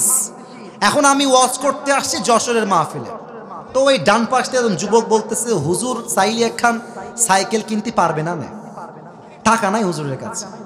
ওখানে একটা মুরব্বী, মার মার, কি পাগলা রে, হুজুরের কাছে BMW আছে। তো যার কাছে BMW আছে সে চাইলে ছোট্ট একটা সাইকেল কিনতে পারে কি পারে না? আল্লাহ বলছে, এই পাগলা, তুই কি বললি এটা, যে আমি আল্লাহ তোকে আবার জীবিত করতে পারবো না? তুই কেমনে কইলি? এ বিশাল আকাশ আমি আল্লাহ কোনো খুঁটিবিহীন দাঁড় করিয়ে রেখেছি, কোনো খুঁটির প্রয়োজন নাই। তো যে আল্লাহ এত বিশাল আকাশকে বাঁশবিহীন, খুঁটিবিহীন ধরে রাখতে পারে, ওই আল্লাহ চাইলে একটা ছোট্ট মৃত মানুষকে আবার জীবিত করতে পারে কি পারে না?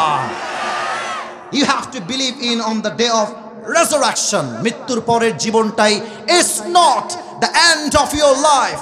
You will have to alive again. আপনি মরে গেছেন মানে এই জীবনটা শেষ নয়, আবার আপনাকে রুহটা দিয়ে জীবিত করবে একজন, তিনি কে? আমার কথা কি বোঝা গেছে ভাই? আমি কি বুঝাতে পারছি ভাই? মাফ করবেন, জিজ্ঞেস করলাম, যদি না বোঝেন আমার ওয়াজের কোনো মানে হবে না। 1 নাম্বার শেষ। 2 নাম্বার, এটা বড় মারাত্মক পয়েন্ট আমার ওয়াজের, the most important chapter, the most important part of my speech. এটা যে শুনবেন ওয়াজের 7 ভাগ ইনশাআল্লাহ আপনি অর্জন করতে পারবেন। হিসাব দিবস কায়েম হবে জীবিত হওয়ার পরে। এটা বোঝাবার জন্য আমাকে একটু ছোট্ট অভিনয় করে দেখাতে হবে। এটা হারাম কোনো অভিনয় নয়, এটা জায়েজ অভিনয়, জাস্ট হাদিসের মূল কথা বোঝাবার জন্য। আমার 2 হাত দেখেন, হাত তুলতে হবে না, 2 হাত দেখেন, দেখা যায়? কথা করতে হবে, দেখা যায়? কিয়ামতের হিসাব দিবসে আল্লাহ তাআলা বলবেন, আচ্ছা আমি আমাকে দিয়ে এক্সাম্পল দিই। আল্লাহ বলবে, এই আসিফ হুজুরের আমল নামা ওজন দাও। ওজন দেওয়া হবে। আমি আয়াতটা একটু পরে বলবো, আগে একটা ব্যাখ্যা দিয়ে নেই। 2টা আমল নামা, ডান আমল, বাম আমল। আল্লাহ বলবে ওজন দাও, 2টা এমনি ওজন দেওয়া হবে। খুব খেয়াল করবেন যশোরের ভার, খুব খেয়াল। যদি ডান আমলটা বাম আমলের চাইতে just a little bit, just a little bit, একদম জাস্ট 1%, ডান আমলটা যদি একটু উঠে যায় আল্লাহ বলবেন ফাহুয়া ফি ঈশাতির রাদিয়া, যাও আমার বান্দার আমলনামা এক চুল পরিমাণ ভারী হয়ে গিয়েছে, আমার বান্দাকে জান্নাতের ফয়সালা করে দাও। এটা আমি বানাই বলি না, এটা কোরআনে আছে। ফাম্মা মান তাকুলাত মাওয়াজিনুহু ফাহুয়া ফি ঈশাতির রাদিয়া। এবার আসেন ছোট্ট একটা হাদিস বলবো, যে হাদিসটা আমি শুনেছিলাম পাকিস্তানের একজন টপ ফেমাস স্কলার, আপনারা সবাই চিনেন তাকে, তার নাম হলো মাওলানা তারিক জামিল। চিনেন না আপনারা ভাই? আরে এখানে তো অনেক কমই আলেম ছাত্র ভাইরা দেখতে পাচ্ছি, আমরা সবাই চিনি তাকে। দেখবেন যে উনি আবার, আমরা তো ভাই, আমি নিজে আমার অনেক কোটি আছে, আমার টুপি দেখলে আপনি উল্টাই পড়বেন, আমার টুপির একটা আলাদা বাক্সই আছে। আমাদের শো অফ বেশি, আমলে আমরা কম। কিন্তু তারিক জামিল আমাদের মতো সস্তা ব্যক্তিত্বের মানুষ নয়। অলওয়েজ সাদা পায়জামা, সাদা পাঞ্জাবি, অলওয়েজ সাদা পাগড়ি পরা। সেই দিন আমি ছোট্ট একটা ওয়াজ আমার সামনে ইউটিউবে আসলো, ওনার ওয়াজের থাম্বনেইল ছিল এরকম, কিয়ামত কে দিন বান্দা কা হিসাব कैसे होगा, কিয়ামতের দিন বান্দার হিসাব কেমনে হবে। ইসরে, যে মারাত্মক হাদিসের ঘটনা তিনি বললেন, এটা আমার কলিজায় গিয়ে আঘাত করেছে। ওনার ভাষা যেহেতু উর্দু, আমি জাস্ট ওনার থেকে নিয়ে বলছি। আশা রাখবো প্রত্যেকটা যুবক এবং মুরব্বী এবং মায়েদের জন্য, বোনদের জন্য এটা অনেক বেশি মোটিভেশন হয়ে কাজ করবে। কিয়ামতের দিন আল্লাহ রাব্বুল আলামিন বলবে, আমার অমুক বান্দার আমলনামা ওজন দাও। যখন দুইটা আমলনামা ওজন দেওয়া হবে, আল্লাহ দেখবে যে ये दोनों আমল বরাবর, দুইটা সমান সমান। এবার একটু, আপনারা তো সবাই চালাক মানুষ, আমার চেয়ে ভালো মানুষ, আপনারা বোঝেন ভালো। আমার কম দেহি ভাই, বান্দার আমলনামা 100-র মধ্যে লাগে 51 জান্নাতে যাওয়ার জন্য। তো এই বান্দার আমলনামা দুইটা 50-50। এই কালো পাঞ্জাবি, এই কালো পাঞ্জাবি, এই কি ভাবছো? চোখ ওদিকে নাই ভাবছো? তোমরা দেখতেছি আমি ভাই, তোমার বসতে হবে, দোয়া করে তোমরা যাবা বাসায়, দোয়া করে, তাছাড়া যাওয়া যাবে না। চুপচাপ বলেন তো এবার, জান্নাতে যাওয়ার জন্য বান্দার আমল লাগে আর মোট কয়টা? একটা, কারণ দুইটা 50-50। তো ওই যুবকটা বলবে, আরে टेंशन की कोई बात नहीं है, मेरे बाप यहाँ पर है, मैं अपनी बाप से कहूंगा कि अब्बा मुझे बस एक अमल की जरूरत है, तुम मुझे एक अमल दे दो, मैं कन्फर्म जन्नती हो जाऊंगा। अब्बा रे, একটা আমল তুমি দিলেই তোমার ছেলে আজকে জান্নাতি হয়ে যাবে, একটা আমল আমাকে দাও। যুবকটা বাবার কাছে আসে, আব্বা একটা আমল লাগবে। আব্বা বলবে, কে কে তোমার আব্বা? কে তুমি? कौन हो तुम, कहां से आए हो, उखरुज, বের হয়ে যাও। যুবকটা দুই হাত জোড় করে, আব্বা मैं तुम्हारी बेटा हूं, तुम मुझे याद नहीं कर सकते, তুমি কি আমাকে চিনতে পারছো না আব্বা? আব্বা বলবে, অবাক করা একটা কথা, আব্বা বলবে, मेरा तो बीवी नहीं था, लड़का कहां से आएगा। আরে আমার তো দুনিয়াতে বউ ছিল না, সন্তান আসবে কই থেকে? বের হও। চুপ করে বের হয়ে আসবে। মাওলানা তারিক জামিল বললেন, এবার যুবকটা মায়ের কাছে যাবে, মাকে গিয়ে বলবে, মা आज मेरी बाप ने मुझे पहचानने से इनकार कर दिया है, আমার আব্বা আজকে আমার পরিচয় দেয় নাই মা, জাস্ট একটা আমলের জন্য মা, लेकिन मुझे यकीन है तुम मेरी माँ हो, तुम मुझे एक আমল जरूर दोगे। এটা আমার বিশ্বাস মা, যে তোমার কাছে আমি তোমার কলিজার টুকরা একটাই ছেলে, তুমি আমাকে খালি হাতে ফিরাই দিবা না মা। আম্মা मुझे बस एक আমল दे दो, আমার একটা আমল আমাকে দাও মা। মা বলবে, कौन है तुम्हारी माँ, निकल जाओ यहां से, मैं तुम्हारी माँ नहीं हूं, বের হও।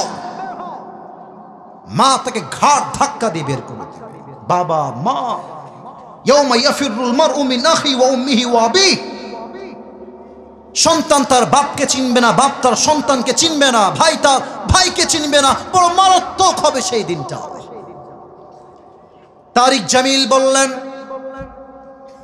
ওই যুবক যখন দেখবে बाप ने मुझे एक अमल नहीं दिया, मेरी भाई ने मुझे एक अमल नहीं दिया, मेरी माँ ने भी मुझे एक अमल नहीं दिया, तो परेशान हो जाएगा, হতাশ হয়ে যাবে। তো উনি অভিনয় করে বোঝালেন, যদিও এটা আমি বোঝাইতে পারবো না, আমার কাছে ওই স্পেসটা নাই, ডান হাঁটু আর বাম হাঁটু যুবকটা উঠাবে, উঠিয়ে এই বুক বরাবর নিয়ে আসবে। আর দেখেন, এবার দেখেন, এই দুইটা হাত এমনে দিবে, জাস্ট লাইক এ বেবি, শিশুর মতো চুপ করে কান্না করবে, মুখ ঢেকে লজ্জায়। যখন সে কান্না করছে, হঠাৎ করে একজন যুবক আসবে তার কাছে, এসে বলবে, আরে ভাই तुम रो क्यों रहे हो, तुम्हारी आंखों में आंसू क्यों है, मुझे बताओ, हो सकता है कि मैं तुम्हारी मदद कर भी सकता हूं। अरे भाई আমারে বলো তোমার কি লাগবে, হতে পারে আমি তোমার জন্য সহযোগিতার হাত বাড়াতেও পারি। যুবকটা চোখ তুলবে, ধমক দিবে, এই আরে জানতো এখান থেকে, कौन है आप, मेरी बाप ने मुझे आज एक अमल नहीं दिया, आप कौन होते हैं मेरी मददगार, निकल जाए यहां से, বের হন আপনি, আপনার দ্বারা আমার 2 পয়সাও লাভ হবে না। अरे भाई बताइए तो सही कि आपको क्या चाहिए, কি লাগবে বলেন না আপনি আমাকে। যুবকটা বলবে, ভাই मेरी दोनों अमल आज बराबर हो गया है, अगर मैं जन्नत में जाना चाहूं तो मुझे बस एक अमल की जरूरत है, if I get on this I will enter in the paradise. ভাই রে, একটা আমলের জন্য আজকে আমার জান্নাতের ফয়সালা হচ্ছে না, একটা আমল হলেই জান্নাত। যুবক বলবে, আর ইউ শিওর, আপনি কি শিওর যে আপনার একটা আমল হলেই জান্নাতি? অবশ্যই ভাই, একটা আমল হলেই জান্নাতি। যুবকটা বলবে, ভাই ঠিক আছে যান, ওই একটা আমল আজকে আমি আপনার ভাই আপনাকে দান করব। এত আস্তে আমি সুবহানাল্লাহ আশা করি না, জোরে বলেন সবাই সুবহানাল্লাহ, আরেকবার কোন সবাই সুবহানাল্লাহ। ওই যুবকটা এই কথা শুনে হা করে তাকায় থাকবে। अरे भाई आप कौन है, कहां से आए हैं, मेरी बाप ने मुझे एक अमल नहीं दिया, माँ ने नहीं दिया, आप कौन होते हैं एक अमल देने वाला, आप सच में देने वाले हैं, আপনি কি সত্যি আমাকে দিবেন? দেন দেন দেন। একটা আমল নিয়ে সোজা আল্লাহর কাছে দৌড় দিবে। আল্লাহকে বলবে, আল্লাহ ये देखो मुझे एक अमल मिल गया है, मुझे अभी के भी जन्नत में दाखिल करा दो। আল্লাহ এই দেখো একটা আমল পেয়ে গেছি, আমাকে এখনই জান্নাত দাও। আল্লাহ বলবে, আচ্ছা আল্লাহ কি সব দেখে না? এইসব তো কথা না করে বুঝি কেমন বলা, দেখে না? সব দেখে। আল্লাহ বলছে, এই বান্দা तुझे एक अमल किसने दिया है आज, तेरे बाप ने नहीं दिया, माँ ने नहीं दिया, भाई ने नहीं दिया, तेरे बीवी बच्चे किसी ने भी नहीं दिया, कौन है तुझे एक अमल देने वाला, मुझे उसका नाम बता। কে ওইটা? বলবে আল্লাহ, হাদা আখি, এই ভাই, ইনি আমাকে একটা আমল দিয়েছে। আল্লাহ বলবে, এই বান্দা तूने एक अमल क्यों दिया अपनी भाई को? अरे बाबा তুই একটা আমল কেন দিলি? doesn't make any sense। মাথা ঠিক আছে তো? বাপ দেয়নি, ভাই দেয়নি, বউ দেয়নি, তুই কেন দিলি বান্দা? আমারে বল তো তুই কেন দিলি? অবাক করা উত্তর দিবে সেই যুবকটা। तारिक जमील बोललेन, ওই যুবকটা ডাক দিয়ে বলবে, अल्लाह मैं तुम्हें क्या बताऊं, मेरे पास अमल बस एक ही है, अगर ये है तो भी मैं जहन्नमी हूं, और अगर नहीं है तो भी मैं जहन्नमी हूं। अल्लाह ये আমল একটা আমার কাছেই আছে, একটাই আছে, ও থাকলেও আমি জাহান্নামে যাবানি, না থাকলেও আমি জাহান্নামে যাবানি। তা আমি ভাবলাম যদি একটা আমল আমি আমার ভাইকে দান করে দেই, আমার ভাইয়ের আমলটা 51 হয়ে যাবে, আমার ভাই জান্নাতে যাবে। তা আমি আল্লাহ দয়া করে মায়া করে একটা আমল না রেখে আমার ভাইকেই দান করে দিয়েছি। अल्लाह बोलबे, ओ अच्छा ये बात है, मतलब तुम मुझसे भी बड़ा मेहरबान होना चाहते हो। কিরে বান্দা, তোর দয়া এত বেড়ে গেল, তুই কি আমার চাইতে বেশি দয়াময় হয়ে গেলি? No, never. আমার মতো আনার রহমান, আনার রহিম, I am the most merciful, I am the most gracious, I am the most kindful Lord, मुझसे बड़ा मेहरबान और कोई नहीं हो सकता। आज तुझे एक अमल मिल गया है, 51 हो गया है, जा तू जन्नत में चले जा, लेकिन तू अकेले जन्नत में मत जाना, जिसने तुझे एक अमल दिया है तू भी जन्नत में जा, अपनी भाई को साथ लेकर दोनों जन्नत में चले जा। আল্লাহ বলবে, বান্দা তোর দয়ার চাইতে আমি আল্লাহর দয়া আরো বিশাল আকাশ সমান। আজ তোর আমলনামা 51 হয়ে গিয়েছে, 51 হয়ে গিয়েছে, যা তুই জান্নাতে যা।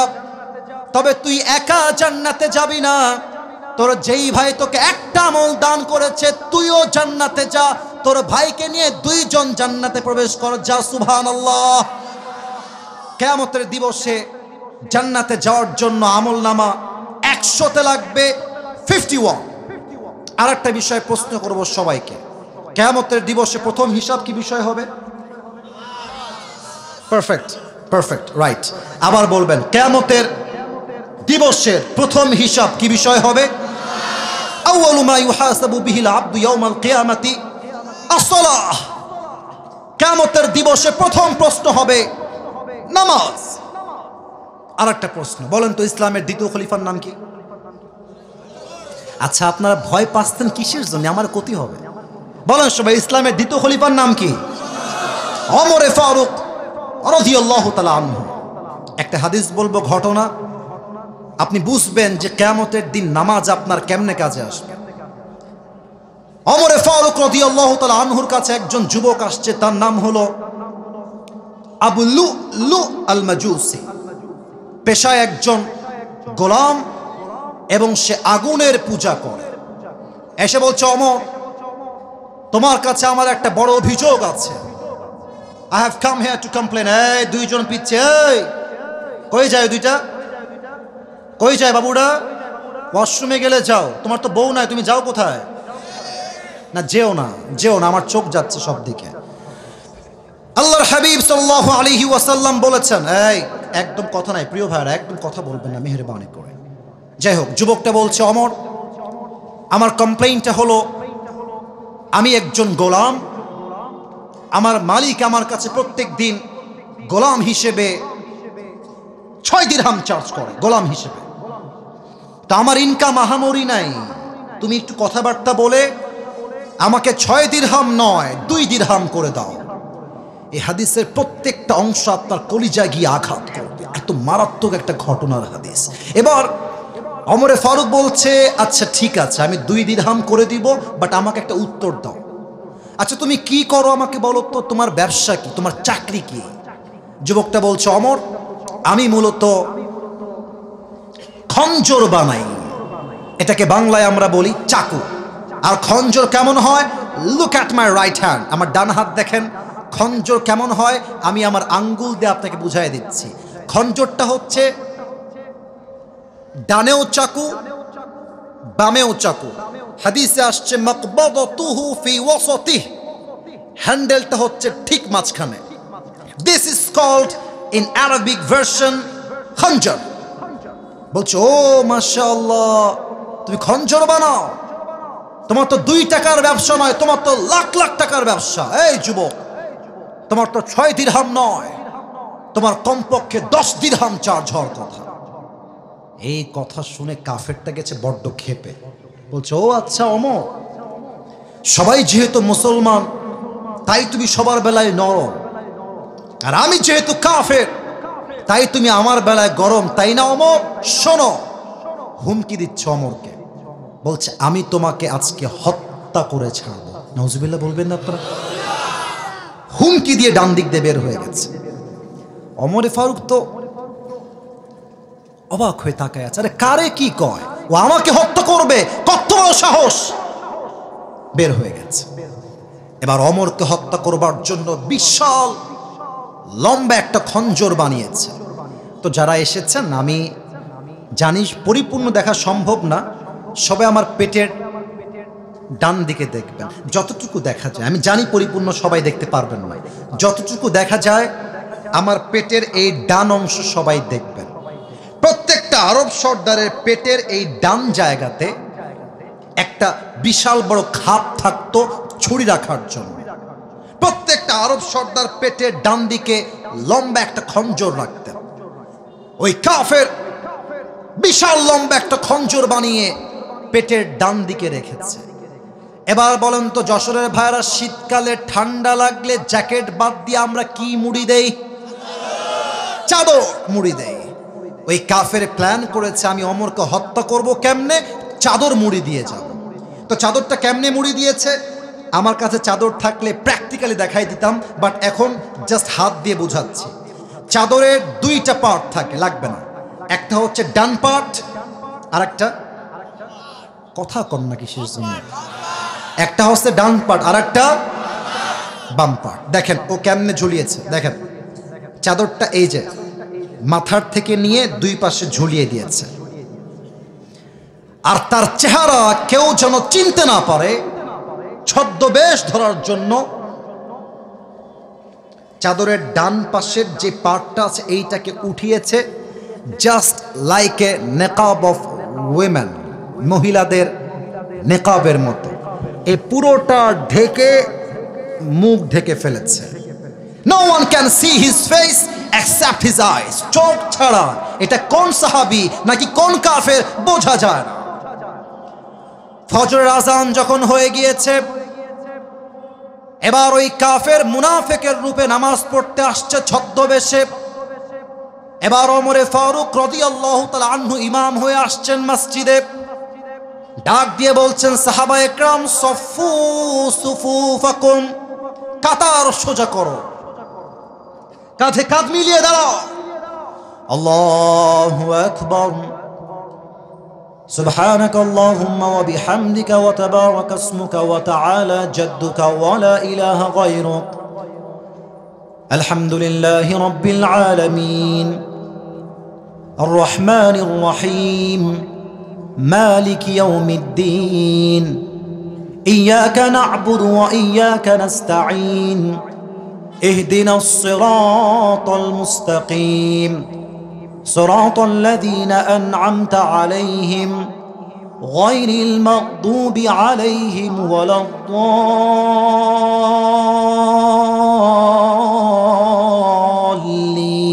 الله أكبر। ওমরে ফারুক রাদিয়াল্লাহু তাআলা আনহু নামাজ শুরু করে দিয়েছেন। সানা পাঠ করেছেন, সূরা ফাতিহা পাঠ করেছেন। সূরা ফাতিহার পরে লম্বা একটা কিরাত মিলিয়েছেন। কিরাত যখন শেষ হয়ে গিয়েছে, ওমরে ফারুক রাদিয়াল্লাহু তাআলা আনহু এবার আল্লাহু আকবার রুকুতে চলে গিয়েছেন। আর মুয়াজ্জিনের পাশেই দাঁড়িয়ে আছে মুনাফিক, নাম হলো আবু লুলু আল মাজুসি। যখনই ওমরে ফারুক রুকুতে গিয়েছে, সে আর রুকুতে যায় নাই, এক লাফ দিয়ে ওমরের সামনে দাঁড়িয়ে গিয়েছে। আর ওলামা ইকরাম এখানে আছেন, আপনারা জানেন হাদিসে আসছে কানু ইউসাল্লুনা বিগালাস, সাহাবা ইকরাম সেই সময়ে ফজরের নামাজ পড়তেন অন্ধকার সময়ে, কেউ কাউকে দেখতে পারতেন না। হামুদি সামনে দাঁড়িয়ে গেছে ওমরের সামনে, and he is waiting for Umar. কখন ওমরে ফারুক বলবেন সামিআ আল্লাহু লিমান Hamida, he was waiting for that moment, অপেক্ষায় আছে। চাদরটাকে এমনে ধরে উড়িয়ে দিয়েছে, আর বিশাল লম্বা খঞ্জর বের করে দাঁড়িয়ে আছে পজিশন নিয়ে। ওমরে ফারুক জাস্ট উঠবে, একটা পেটের মধ্যে ঢুকাই দেবে। ওমরে ফারুক সুবহান রাব্বিয়াল আযীম সুবহান রাব্বিয়াল আযীম সুবহান রাব্বিয়াল আযীম তাসবিহ পাঠ করছেন। তাসবিহ যখন শেষ হয়ে গিয়েছে, ওমরে ফারুক রাদিয়াল্লাহু তাআলা আনহু বলছেন সামিআ আল্লাহু লিমান হামিদা।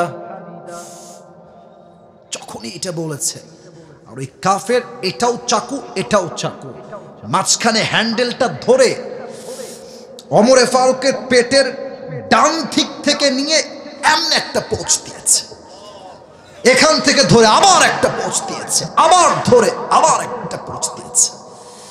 হাদিসে আসছে তিনটা ছুরির আঘাতে পুরো পেট কেটে ওমরে ফারুকের নাড়ি ভুড়িগুলো সব বাহিরে গলগল করে বের হয়ে গেছে।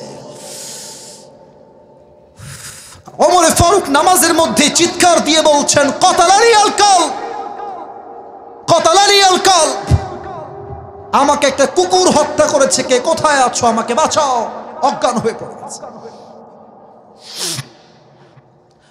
আর ওই কাফের ওমরে ফারুককে তিনটা ছুরাঘাত করে পেছন দিক থেকে পালিয়ে যাচ্ছে।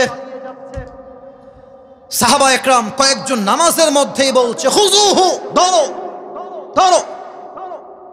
সাতজন মিলে ধরতে গেছে ওই কাফেরকে। আর ওই কাফের অন্ধকারের মাঝে যাকে সামনে পেয়েছে ছুরি দিয়ে কারো গলায়, কারো নাকে, কারো কপালে, কারো বুকে, কারো পেটে ইচ্ছা মতো ছুরি চালিয়েছে। হাদিসে আসছে 7 জন সাহাবী নামাজরত অবস্থায় ওই জায়গাতেই স্পট ডেথ, ওই জায়গাতেই শহীদ হয়ে গেছে। ওমরে ফারুক অজ্ঞান হয়ে পড়ে গিয়েছেন। আর একজন সাহাবী খলিফা হয়ে ইমাম হয়ে দাঁড়িয়ে গিয়েছেন।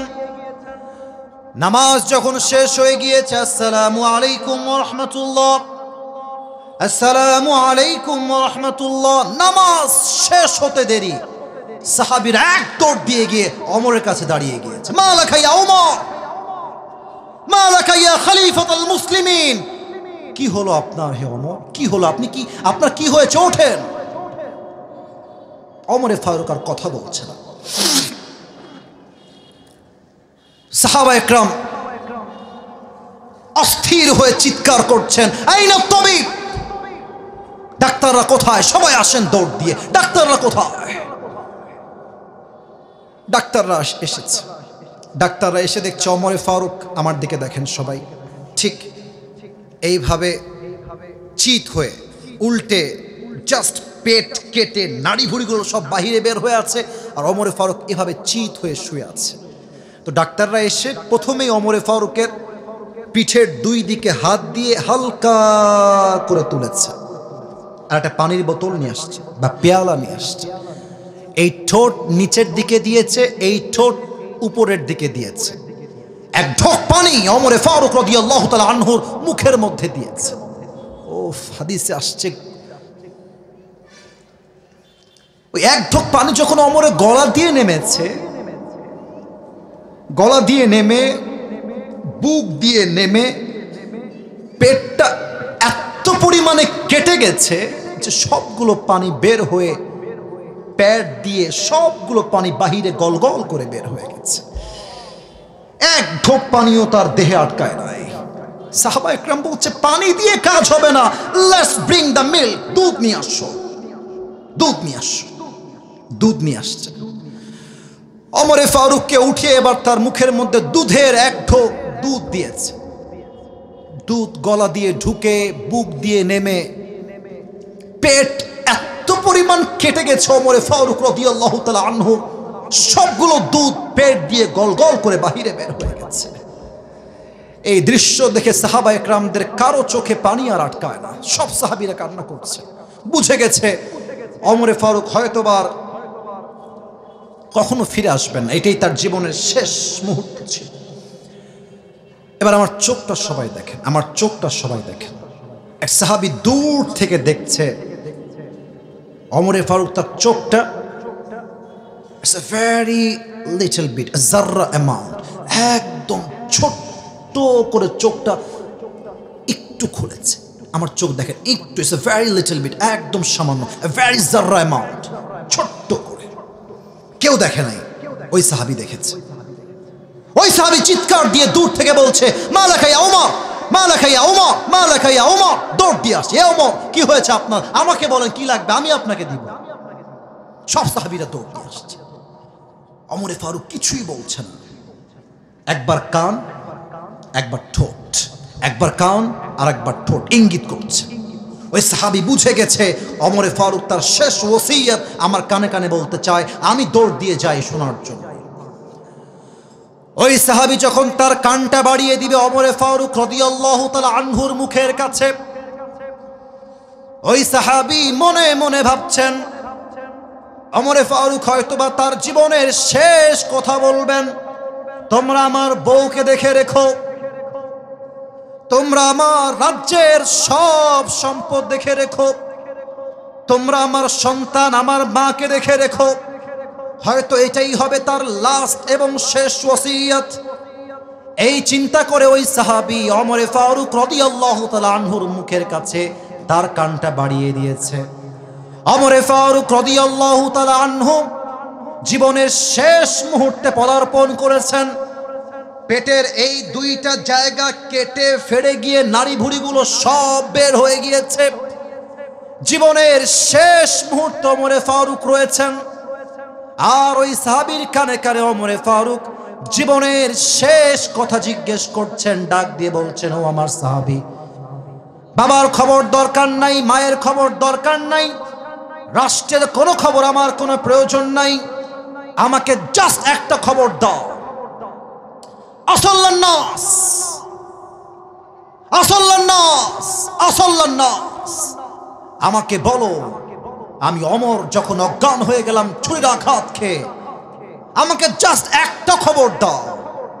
আমার অজ্ঞান হওয়ার পরে সাহাবায়ে কেরাম সেই নামাজটা জামাতের সঙ্গে আদায় করেছে কিনা এই খবর দাও, এই খবর নিয়ে আমি আল্লাহর কাছে ফিরে যাব। আপনি বুঝতেছেন নামাজ কাকে বলে? আপনি বুঝতেছেন? আরে এমন একজন সাহাবী যাকে আল্লাহর হাবিব দুনিয়াতে জান্নাতের টিকিট কনফার্ম করে দিয়ে গেছেন দুনিয়াতে। এই সাহাবী মরার সঙ্গে সঙ্গে জান্নাতি হয়ে যাবে আল্লাহ রাসূল বলেছেন। ওই সাহাবী তার জীবনের শেষ মুহূর্তে সব ভুলে গেছে, নামাজকে ভুলে নাই, নামাজকে ভুলে নাই। আজকালকার যুবকরা যারা এসেছো, তোমরা আমার কথায় রাগ করো না। যুবকরা 3টা-4টা পর্যন্ত জাস্ট চ্যাটিং করে গার্লফ্রেন্ডের সাথে, 3টা-4টা পর্যন্ত। আর যখন ফজরের আজান হয়ে যায়, যুবকটা মোবাইল ফোনটা অফ করে, আজান কানে এসেছে, নামাজে যাওয়া বাদ দিয়ে কম্বল মুড়ি দিয়ে ঘুমিয়ে যায়। ঠিক কিনা বলে? আজান হচ্ছে মসজিদে, যুবক না নির্লজ্জার মতো রাস্তায় বসে বসে টিকটক বানায় আর মোড়ের মধ্যে দাঁড়িয়ে দাঁড়িয়ে পাবজি এবং ফ্রি ফায়ার খেলে বেড়ায়। আপনি কেমনে মুসলমান হবেন? কিয়ামতের প্রথম দিবসের প্রথম দিন, প্রথম হিসাব নামাজ। আল্লাহ সবাইকে নামাজি হওয়ার তৌফিক দান করুক। পড়েন সবাই আমিন। সবাই যেমন বসে আছেন তেমনই বসে থাকবেন, ডান বাম হবেন না। 3 নাম্বারটা বলেই দোয়া করব। 1 ঘন্টা 40 মিনিট আলোচনা হয়ে গিয়েছে, যেখানে মাত্র 1 ঘন্টা কথা বলার কথা ছিল। তবে কথা বলবে না, না না, আবেগ দিয়ে না, বিবেক দিয়ে। আমি মানুষ, আমার কথা হচ্ছে একটা। আমি 3 নাম্বার পয়েন্ট এখন মেনশন করব। এরপরে যখন দোয়া হবে, দোয়ার সময় কোনো যুবক, কোনো মুরব্বী আমার সামনে এদিকে আসবেন না। বিশেষ করে যুবক ভাইয়ারা সেলফি তুলতে আসবেন না, নামার সময় হাত মিলাবেন। এখানে কওমি অনেক আলেমরা আছেন, ওনারা এগুলো সেলফি পছন্দ করেন না। অতএব নামার পরে হাত মিলাবা, তার আগে নয়। আমি বলেছিলাম লাস্ট 3টা বিষয়, 2টা শেষ। সর্বশেষ একটা বিষয় হচ্ছে হিসাব দিবসের পরে আল্লাহ রাব্বুল আলামিন বলবেন, তোমরা সবাইকে 2টা ভাগে ভাগ করো। কোরআন বলছে, ফারিকুম ফিল জান্নাহ ওয়া ফারিকুম ফিস সাঈর।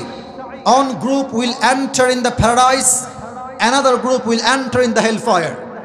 একদল যাবে জান্নাতে, আরেক দল যাবে জাহান্নামে। যশোরের ভাইরা, আমরা সবাই জাহান্নামে যাব না জান্নাতে যাব? জান্নাতে যেতে চাই কারা কারা? দুটো হাত তুলে আল্লাহকে দেখা। মাশাআল্লাহ, তাকবীর দেওয়া লাগবে না। সবাই আমার সঙ্গে একটা কাশি দেন। এবার সবাই চোখটা একটু উপরের দিকে তুলবেন। সবাই আমি যেমনে বলি তেমনে বলবেন।